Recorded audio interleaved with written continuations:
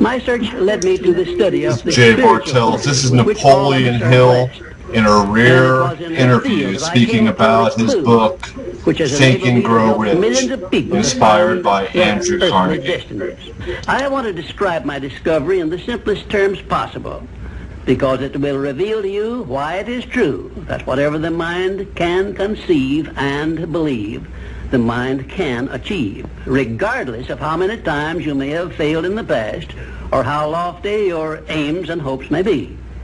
I caught my first fleeting glimpse of the profound law which provides the means by which we may choose our own purpose in life and attain it, while I was being coached by Andrew Carnegie during the organization of the Science of Success philosophy.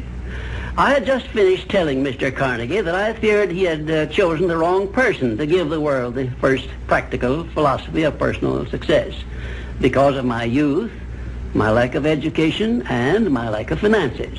Well, at this point, Mr. Carnegie delivered a lecture that I shall never forget, because it changed my entire life and paved the way for my helping to change the lives of millions of people, some of them not yet born. Let me call your attention to a great power which is under your control, said Mr. Carnegie, a power which is greater than poverty, greater than the lack of education, greater than all of your fears and superstitions combined.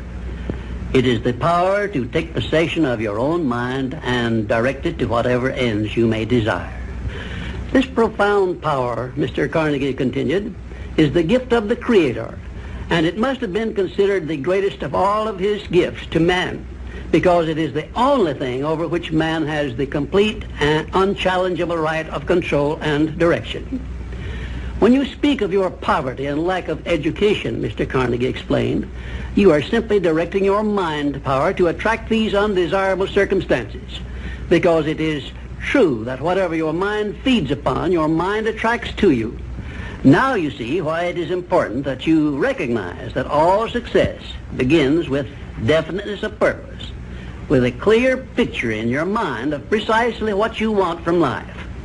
Then Mr. Carnegie continued his speech with a description of a great universal truth which made such an impact upon my mind that I began then and there to give myself a new outlook on life and set up for myself a goal so far above my previous achievements that it shocked my friends and relatives when they heard about it.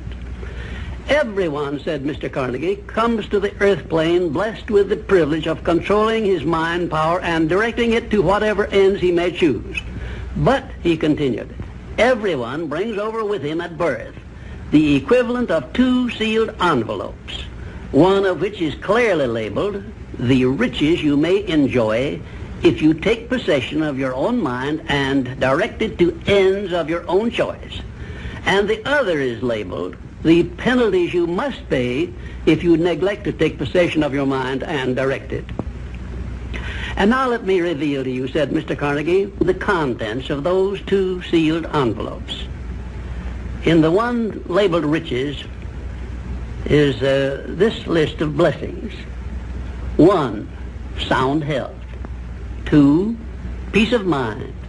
3, a labor of love of your own choice. 4, freedom from fear and worry. 5, a positive mental attitude. 6, material riches of your own choice and quantity.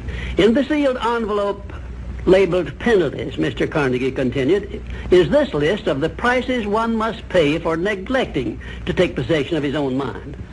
1, ill health. 2, fear and worry. 3, indecision and doubt. 4, frustration and discouragement throughout life. 5, poverty and want. 6, and a whole flock of evils consisting of envy, greed, jealousy, anger, hatred, and superstition. Now, my mission in life is to help you and everyone who needs my help to open up and use the contents of the sealed envelope labeled riches. And the starting point from which you must take off if you wish to write your own ticket from here on out for the remainder of your life, I will describe for you in these simple instructions. 1, procure a neat pocket-sized a notebook, or something on the order of this one here, loose leaf affair. And on page 1, write down a clear description of your major desire in life, the one circumstance or position or thing which you will be willing to accept as your idea of success. And remember before you begin writing that your only limitations are those which you set up in your own mind or permit others to set up for you.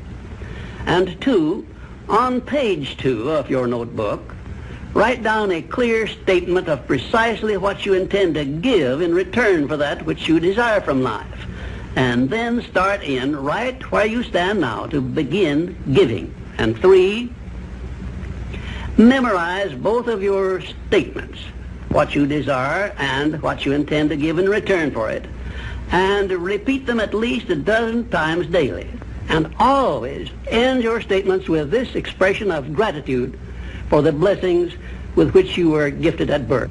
I ask not, O divine providence, for more riches, but more wisdom with which to accept and use wisely the riches I received at birth in the form of the power to control and direct my mind to whatever ends I desire.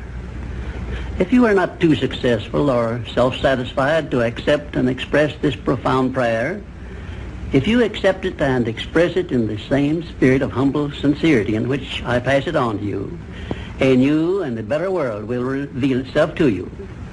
A world in which you will see reflected the circumstances and the things which you yourself have created. And now let me close this, our first visit, with my favorite expression of gratitude. O divine providence, I ask not for more riches, but more wisdom with which to make wiser use of the riches you gave me at birth, consisting in the power to control and direct my own mind to whatever ends I desire.